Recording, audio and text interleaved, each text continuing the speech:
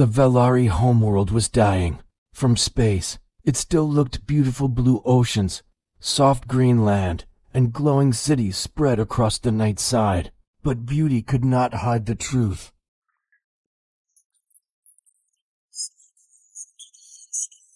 Millions were running, hiding, or praying. The enemy had come without warning. They did not send messages.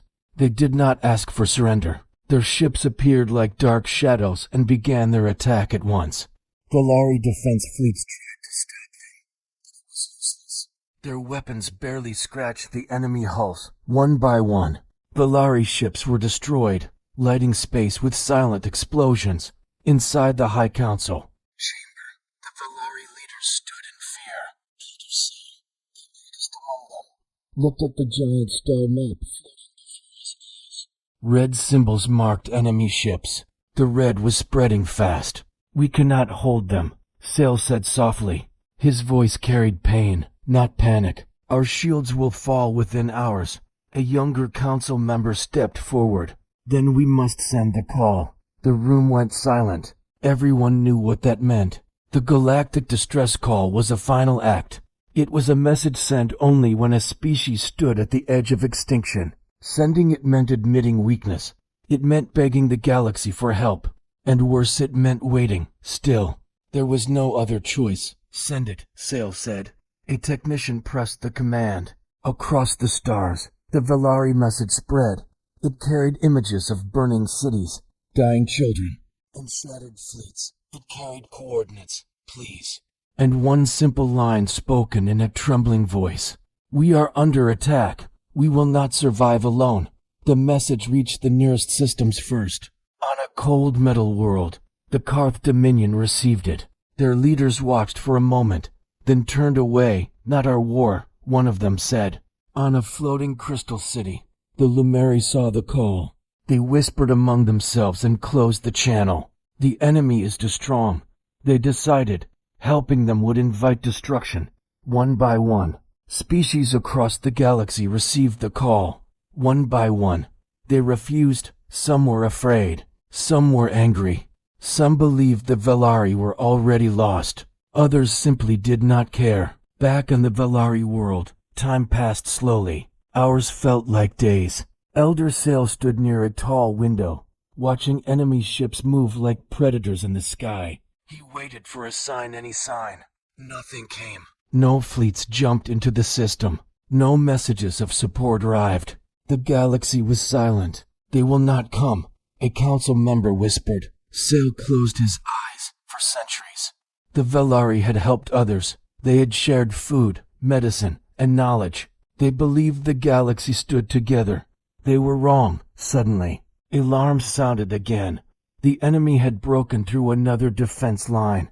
Our northern cities are falling, the technician said. Civilian losses are rising fast. Sale felt something heavy settle in his chest, not fear, but betrayal.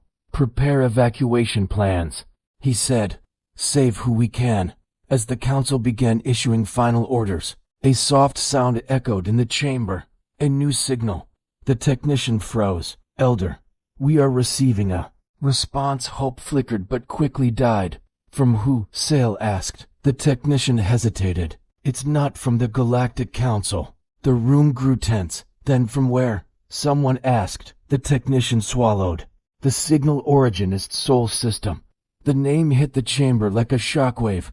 Sol, human space. Whispers filled the room. Humans. Why would they answer? Are they coming to watch us fall? They were not the strongest or the most advanced, but they were unpredictable. They fought wars that should have destroyed them and survived. They used tactics others called cruel, reckless, or insane. Some said humans enjoyed war. Others said they were monsters wearing smiles. Elder Sale remembered an old report. A single human fleet once held off 3 empires by refusing to retreat. Every human ship was destroyed, but so were the enemy fleets. No one had challenged humans since. Open the channel, Sale said. Though his voice was tight, the hologram shifted. Instead of a calm council face or a royal symbol, the image showed a human bridge. stood at the center, wearing a dark uniform marked with scratches and burns. Her eyes were tired but focused. "This is Commander Reyes of the Human Coalition Fleet," she said. Her voice was steady. "Valari, leadership, we received your distress call." The room held its breath. "You are under no obligation," Sale said carefully. "We know our situation is hopeless." Commander Reyes studied him for a long second. "Yeah," she said quietly. "We saw the enemy data." Then she leaned forward. "You're not alone anymore," a council member gasped. Sale felt his heart pound. "You are offering aid," Reyes nodded once. "We're on our way. We don't promise easy. We don't promise safe. But we don't leave people behind." Before Sale could respond, another alarm rang. "Enemy fleet charging weapons," the technician shouted. Reyes glanced at her own displays. "Hold on as long as you can," she said. "We'll make them look at us." The channel closed. The council stood in stunned silence. No one had come to save the Valari. No one, except the humans everyone feared. And far beyond the stars, human warships were already turning toward war. The human fleet didn't arrive all at once. And that silence, that waiting, was almost worse than the attack itself. Above the Valari homeworld, the enemy ships moved closer, their formation calm, perfect, like hunters who know their prey is already trapped. With every passing minute, more Valari cities went dark. Power grids failed one by one. Communication towers burned, their silent screams lost to the vacuum of space. Deep underground, in crowded shelters, civilians could only listen to the sounds of distant explosions, the rhythmic thunder of their world dying. Parents held their children close, whispering reassurance as they didn't believe themselves. For many, this was the end. In the High Council chamber, Elder Sale stood alone, the grand room feeling small and hollow. Fewer lights were on, casting long, tired shadows. Most council members had already left to help with the evacuations. A desperate, failing effort. Those who remained watched the star map with exhausted eyes, tracking the inevitable. "They said they are coming," one council member murmured, his voice barely a whisper. "But humans are so fair." Sale nodded, his ancient face a mask of grim acceptance. "I know. Hope was a dangerous thing." Sale had lived long enough to know that hope could cut deeper than fear. Yet, the human commander's words echoed in his mind, a stubborn, defiant promise. Asterisk, we don't leave people behind. Asterisk across the galaxy. Other species were also watching. On the crystalline world of the Lumeri, observers stared at live feeds from the Valari system. They saw the enemy fleet growing stronger. They saw no allies arriving to help the doomed Valari. Then they saw something else. Human ships, far away, changing course. "They're actually going," a Lumeri observer whispered in disbelief. "But why?" Another asked. "The Valari offer them nothing. No strategic power. No threat to contain." A third observer, older and wiser, answered slowly. "Humans have never needed reasons that we can understand." The Galactic Council received the same startling data. Murmurs rippled through their grand chamber, a mix of shock and scorn. "Are the humans mad?" One counselor scoffed. "They will only provoke the enemy, or die with the Valari." Another replied with a dismissive shrug. No emergency vote was called. No support was offered. The council, in its infinite wisdom, chose to do what it did best: watch and wait. Back on the Valari homeworld, the enemy launched a new, overwhelming wave of attacks. The planet's orbital defense platforms fired their last missiles in a final act of defiance. A few enemy ships were damaged, their shields flickering, but the vast majority pushed through, relentless. One massive vessel, a city killer, moved into low orbit above the capital. Its shadow fell across the land like a premature, permanent night.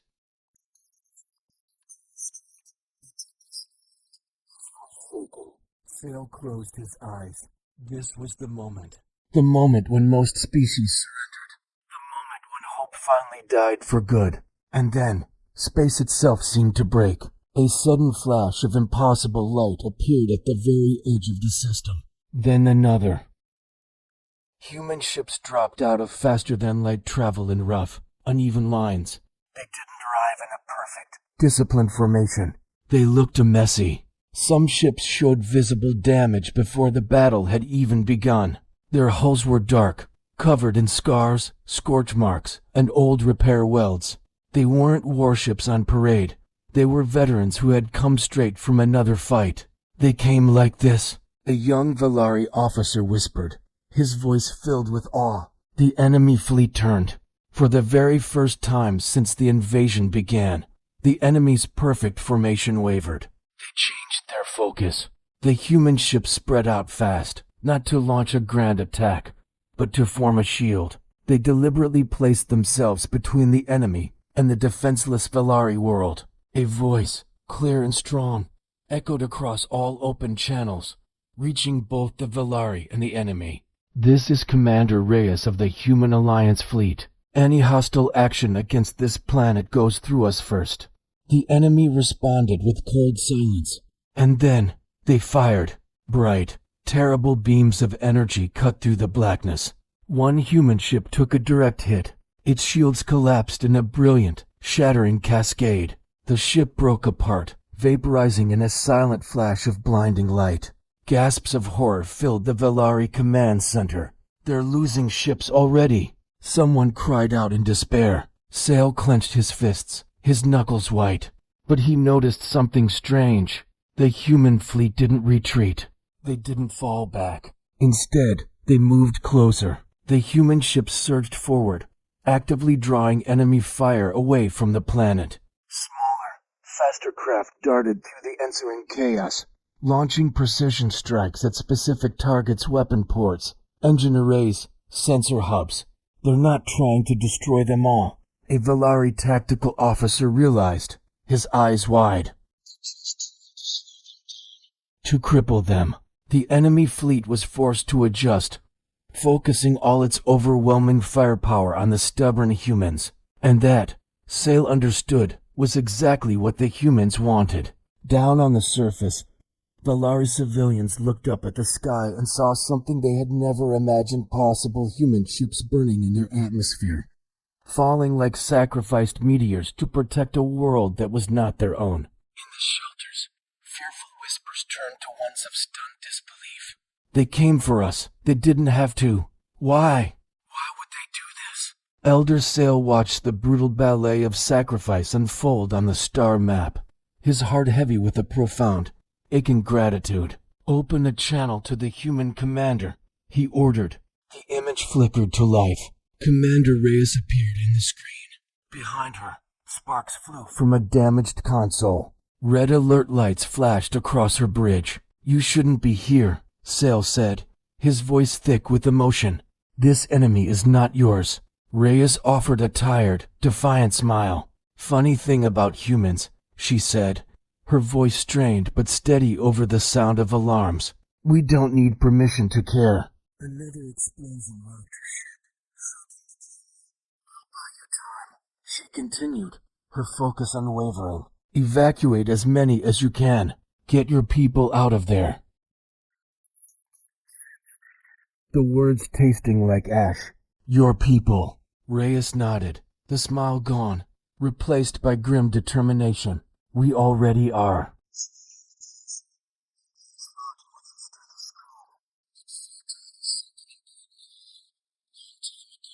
She said softly, her voice carrying the weight of history. If no one is willing to stand up, then evil wins.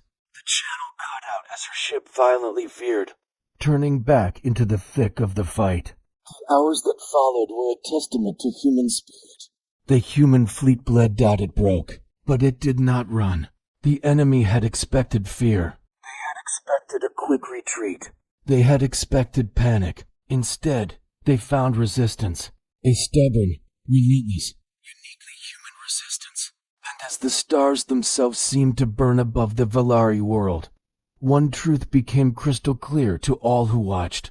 The galaxy had always feared humans for their wars, but it had never, ever understood why they fought. The battle did not slow. It became worse. Space around the Valari world burned with light and shadow. Broken ships drifted like metal ghosts. Human fighters moved fast, weaving through enemy fire, striking weak points, then disappearing again. But the enemy was learning. They began to focus their strongest weapons on the human ships that moved closest to the planet. One by one, human vessels fell. Each loss was felt across the fleet. On the bridge of her command ship, Commander Reyes watched names fade from her display. Too many. Damage report. Shields at 30%. An officer replied, Engine 3 is failing. Reyes nodded once. Reroute. Power. Keep us between them and the planet. Her crew did not argue. They never did. Across the fleet, human captains made the same choice. They pushed forward, not back. They did not fight to win the battle. They fought to hold the line. Elder Sail watched in silence.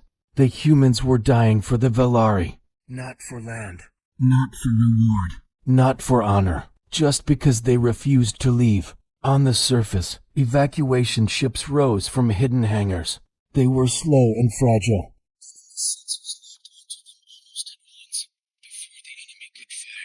Human fighters slammed into the attack.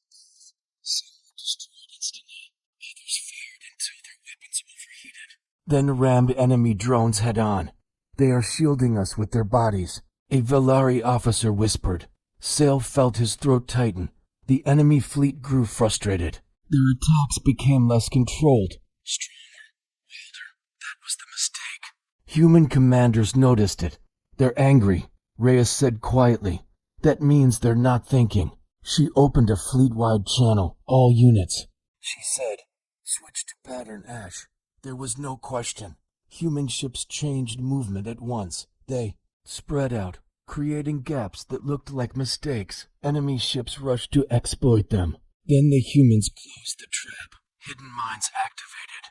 Electronic warfare units flooded enemy systems with false signals.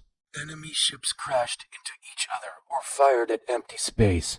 Velari tactical officers stared in disbelief. This should not work, one said. It does, Sail replied, because they are willing to lose. The enemy flagship moved forward, massive and confident. It fired a beam meant to break the human line in one strike. Commander Reyes' ship took the hit. The bridge shook violently. Consoles exploded. Smoke filled the air. Hull breach, someone shouted. Reyes grabbed the console. To stay standing. Keep broadcasting, she said. Let them see us. Her ship drifted but did not fall back. Instead, it moved closer to the enemy flagship. On Velari screens, the image froze for a moment. Then they saw it. Reyes' ship fired its last weapons not at the enemy hull, but at its main sensor ray. The massive enemy ship lost targeting control. Its beam weapons swinging wildly. A smaller human cruiser rushed in and fired into the exposed section. The enemy flagship screamed not at sound, but in energy overload. It pulled back. The enemy fleet hesitated. For the first time, they were unsure. They're retreating? A Velari officer asked. No, Sail said slowly. They are afraid. Human ships did not chase. They held their positions. They waited. Minutes passed. Then the enemy fleet began to reorganize, pulling into a defensive formation. Down on the Velari world. Evacuation progress increased. More civilians escaped. More cities survived. Human losses were heavy, but every minute they bought was worth it. Commander Reyes slumped into her chair as emergency. Systems sealed the hull breach. Blood ran down her arm, but she ignored it. Status, she asked. We're still here. Her officer replied. That's the status. She smiled weakly. Across the galaxy, observers watched in shock. This is impossible, a council member said. They should be destroyed. But they're not, another replied. They're adapting, for the first time. The council realized something they had long ignored. Humans were not reckless. They were resilient. They did not fight to dominate. They fought to endure. Back in the Velari system, the enemy fleet sent a message. It was short. Cold, withdraw humans. This world is not worth your extinction. Commander Reyes read it. She did not reply. Instead, She sent a single image, a live feed from the Valari surface, children boarding evacuation ships, elders being carried to safety, cities still standing. Then one sentence. They are worth everything. The enemy fleet went silent. The stars burned, and the line held. The final transmission from Admiral Eva Rostova was never meant for human ears. It was a ghost, a whisper cast into the void, recorded moments before the fleet she commanded, the last remnant of humanity, became a wall of fire and sacrifice. For centuries, we had been the hunted, a relentless, hive-mind species known only as the Scourge had consumed our worlds one by one. Earth, our cradle, was a silent, glassy tomb. Mars, our first step into the cosmos, was a graveyard of ambition. We ran, we fought, we bled across star systems. But the Scourge was a tide of hunger that could not be turned. The Ark fleet was all that was left. Not a military force in the traditional sense, but a flotilla of civilian ships, science vessels, and retrofitted freighters, all huddled around our last true warship, the Starfall. On board were the survivors, a few million souls carrying the collective memory and genetic legacy of a species on the brink of extinction. I was a junior astrogation officer on the Starfall's bridge, just 20 years old, born in the cold dark between stars. I'd only seen Earth in simulations, a vibrant blue marble that felt more like a myth than a memory. We'd pushed our FTL drives to their absolute limits, a blind leap into an uncharted quadrant of the galaxy, hoping to find a shadow to hide in. What we found was something else entirely. We emerged from the chaotic tier in spacetime into a system bathed in the gentle light of a binary sun. And there, orbiting the star pair, was a planet. It wasn't just a habitable rock, it was alive. Our long-range sensors, which usually screamed with the sterile dead of dead worlds or the terrifying signature of the Scourge, began to sing. They sang of oceans, of sprawling green continents, of an atmosphere rich with oxygen and complex organic compounds. We named it Sanctuary. For a few precious weeks, it was. We sent probes, then drones. The data they returned was breathtaking. The planet, which the xenobiology team dubbed Xylos, was teeming with life. Towering, crystalline forests pulsed with soft, internal light. Great, six-legged grazers roamed plains of iridescent moss.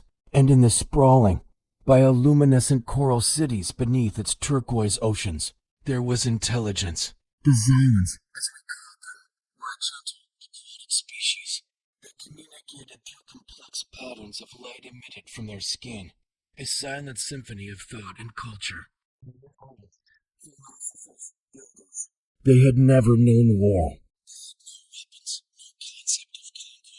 Their world was a perfect, fragile paradise. We watched from orbit, ghosts in their sky, torn by a dilemma that gnawed at our souls. To make contact would be to reveal ourselves, and to reveal ourselves was to potentially lead the Scourge straight to them. But to remain silent felt like a crime. Here was life, in all its innocent splendor, a universe away from the horror that had defined our existence. Admiral Rostova, a woman whose face was a roadmap of 100 losing battles, made the decision. We would observe, protect from a distance, and ensure this one beautiful corner of the galaxy remained untouched by the darkness that pursued us. We were to be silent guardians. But the universe rarely honors good intentions.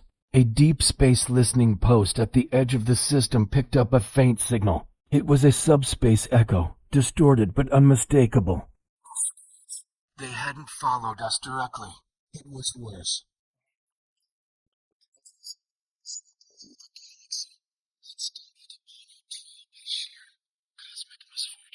The echo was faint, but it was a breadcrumb, and the Scourge were patient hunters. Estimates gave us 3 months, maybe 4, before their main fleet would arrive. The mood on the Ark fleet soured overnight. Hope, so recently kindled, curdled into familiar dread. The debates were fierce, whispered in corridors and argued in the command centers. We could run again, take our chances in the black, leap blindly once more. It was what we had always done. It was the survival instinct etched into our very being. But this time, it felt different. To run would be to abandon Xylos. We knew, with chilling certainty, what the Scourge would do to this vibrant world. They wouldn't just conquer it, they would consume it, strip it bare, and leave another sterile rock in their wake. The Xylan's silent light songs would be extinguished forever. I remember standing on the observation deck of the Starfall, watching the shimmering blue and green jewel of Xylos turn below. I saw Admiral Rostova standing there, her reflection a faint outline against the stars. She wasn't looking at me. Her gaze was fixed on the planet. I saw something in her expression I'd never seen before.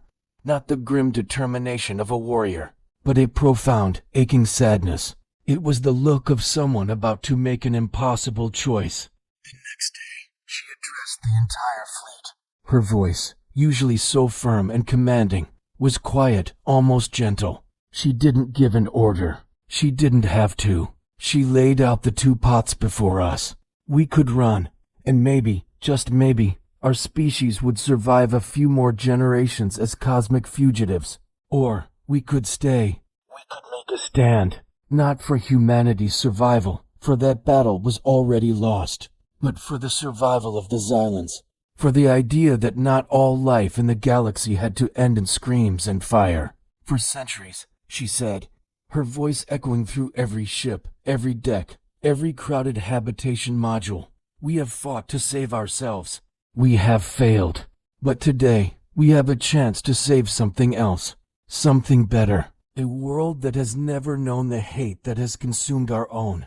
We can be the shield that protects their dawn. She paused, and in that silence, the entire fleet seemed to hold its breath.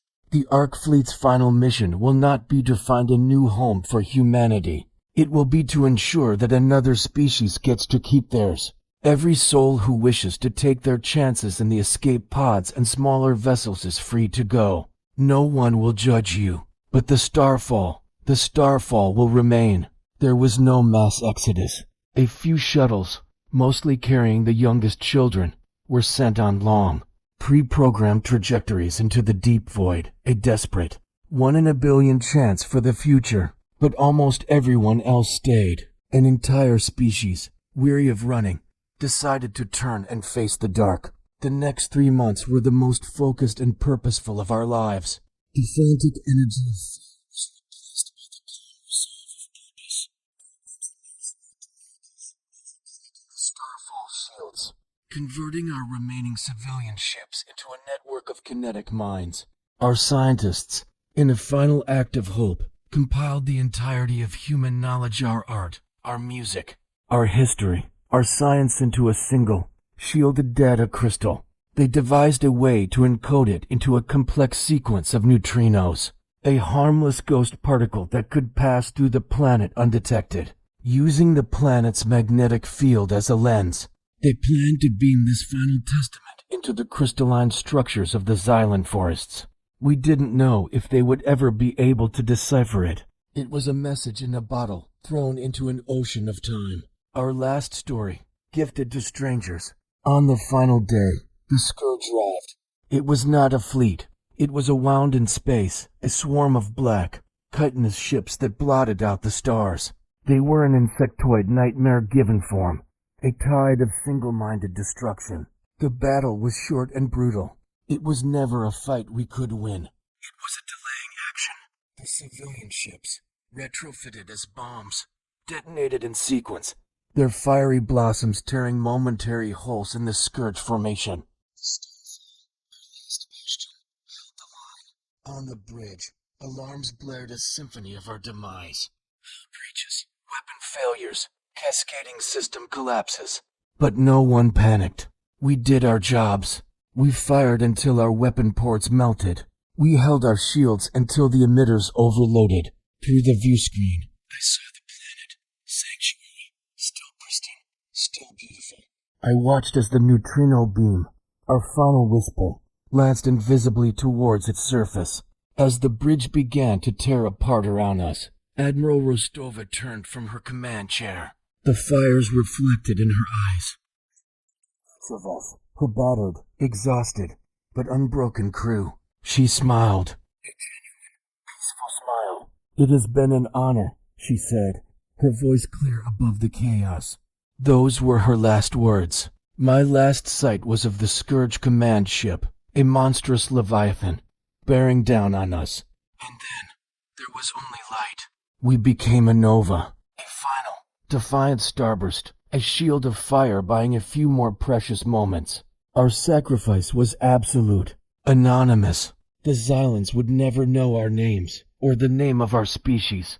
They would never know the price we paid for their sunrise. Perhaps, centuries from now, their scientists will detect a strange energy pattern stored in their glowing forests. Perhaps they will decode the message from a long-dead race.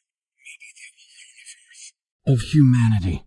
Of a people who lost their own home, but gave everything to save another's.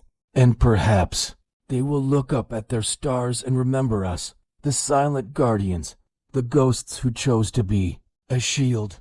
The battle was over, but the silence that followed was heavy and uncomfortable. Wreckage floated through space like broken memories, human ships many destroyed. Many barely alive drifted near the Velari world. Emergency beacons blinked softly, calling for help that might never come. On the surface below, fires still burned, but the sky was clear of enemy ships.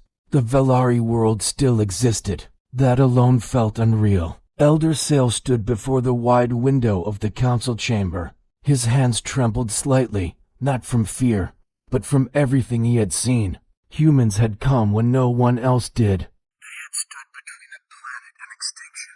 They had paid for it in blood and steel. Behind him, Velari officers worked quietly, organizing rescue efforts. Evacuation ships returned, now carrying the wounded instead of refugees. "We are receiving incoming signals," a technician said. Sail turned. From the enemy. "No," the technician replied. From everyone else, across the galaxy, eyes were open now.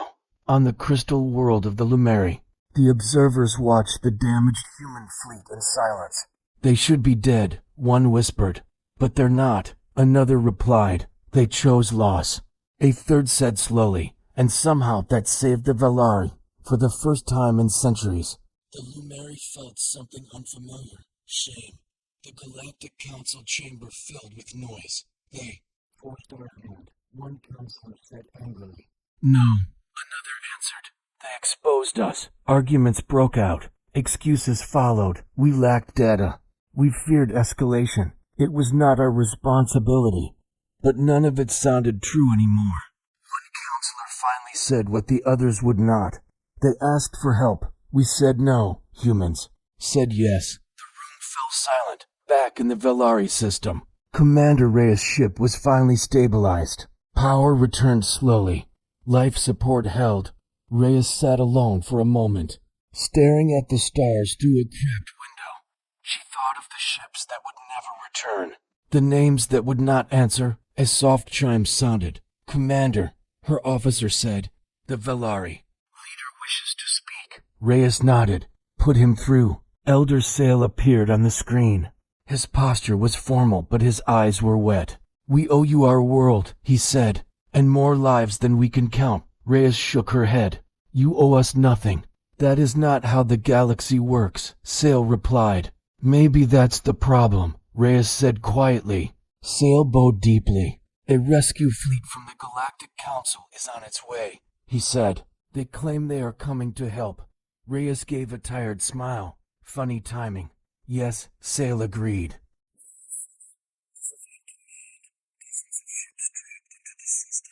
Council vessels, clean. Untouched by battle, they moved carefully, avoiding debris, avoiding danger. Velari citizens watched from below, anger rising in their hearts. "They come now, after everything. When it is safe." Council ships sent formal greetings. Human ships did not answer. Reyes watched the fleet arrive. "Keep comms closed," she ordered. "We're done talking." Across the galaxy, news spread fast. Footage of human ships shielding the Velari world played on every channel. The moment the planetary weapon struck, the moment humans did not move, public opinion shifted. Protests erupted on worlds that had refused to help. How could we watch and do nothing? They died for strangers. Are we cowards? The image of humanity changed. No longer feared for their strength, respected for their choice. Back in the Valari system, rescue operations began in full. Humans and Valari worked side by side, pulling survivors from wreckage, sharing medical supplies, repairing ships. No commands were needed. They understood each other now. A Valari child, injured but alive, looked at a human medic and asked a simple question. Why did you come? The medic paused, then answered softly, because someone had to. The child nodded, as if that explained everything. The Galactic Council finally sent a formal message to humanity. The Council acknowledges your actions and invites the human coalition to address the assembly. Reyes read it. She did not reply. Elder Sale saw the message and understood. You have already spoken, he said. The galaxy heard you. Reyes looked out at the stars again. Humanity had not saved the Valari for recognition. But recognition was coming anyway, and it was heavy. The galaxy could no longer pretend. When the call came, they turned away. When humans answered, everything changed. The war was over. But its echo remained across the galaxy. In the Valari system, broken ships were slowly cleared from space. Human engineers worked beside Valari crews, repairing what could be saved and honoring what could not. Every destroyed ship carried a story. Every silent hull carried a name. Elder Sale stood on the surface of his world for the first time since the invasion began. The sky was no longer burning. The air smelled of ash but also of life. Survived because humans had chosen to stand. Across the planet, Valari citizens gathered in open spaces, not to celebrate but to remember. They watched human ships preparing to leave orbit. The fleet was smaller now, scarred, quiet. Commander Reyes stood on the bridge of her ship as preparations finished. We're ready to depart, an officer said. Reyes nodded but did not give the order yet. A message appeared on her console.